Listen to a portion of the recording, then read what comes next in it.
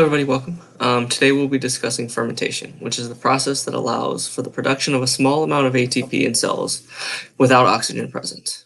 At its most basic level, fermentation allows glycolysis to continue. If you remember glycolysis, it's one of the three steps of cellular respiration. It's the first step, right? Glycolysis, the whole point is to break down glucose, make a little bit of ATP, and then you make the pyruvate molecule. Fermentation itself doesn't make ATP, but what it does is it allows glycolysis to continue even without oxygen present. And so that's what we see down here in my little graphic, right? If there's oxygen present, the cell will continue towards cellular respiration. But without oxygen present, the cell will go through fermentation, which does not make ATP itself, but will allow glycolysis to keep making a small amount of ATP. So here's our little review of glycolysis, right? We've got glucose, which is a 6-carbon sugar. You use a little bit of ATP, you break it down, and you make a net gain of 2 ATP in this process. You also make this molecule called NADH, which is an energy-carrying molecule used later in the process during the electron transport chain to make large amounts of ATP. And then at the end, you get 2 pyruvate molecules. That's just glycolysis in general, right? That's not fermentation yet. That's our review. What fermentation is it takes these pyruvate molecules along with the NADH molecules, and it basically uses them up so that they can be reused back in glycolysis. And so here's my fermentation example, and specifically, this is lactic acid fermentation. So the 2 pyruvate molecules are used up during lactic acid fermentation to make 2 molecules of lactic acid. During this process, you also use up those 2 NADH molecules to make the 2 molecules of NAD+, which are the less energetic version of them. And so basically, you're using up that energy from NADH.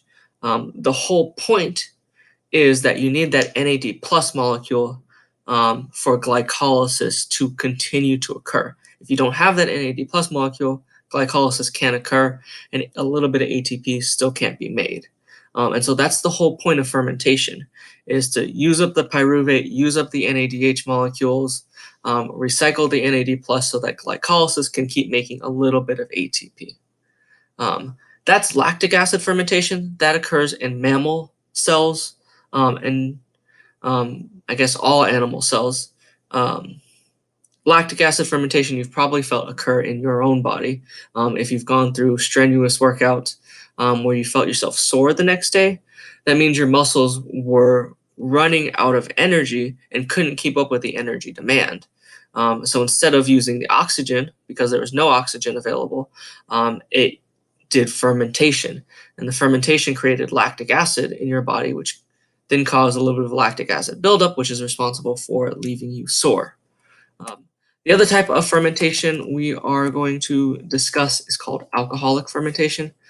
Alcoholic fermentation is really similar to lactic acid fermentation, except instead of making lactic acid at the end, you make alcohol and carbon dioxide. This does not happen in your bodies, or else anytime you worked out, you would get drunk from the body making alcohol. Instead, this happens in things like yeast and bacteria. And so alcoholic fermentation, you still break down pyruvate, you still use the NAD+ or the NADH to recycle the NAD+ molecules.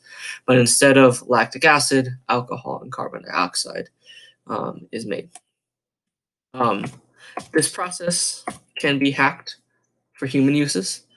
Food production relies significantly on fermentation. Common things that you eat every day, from yogurt, cheese to bread, beer, wine, kombucha, and so many other things rely on the process of fermentation. Thank you for watching. We have a good day.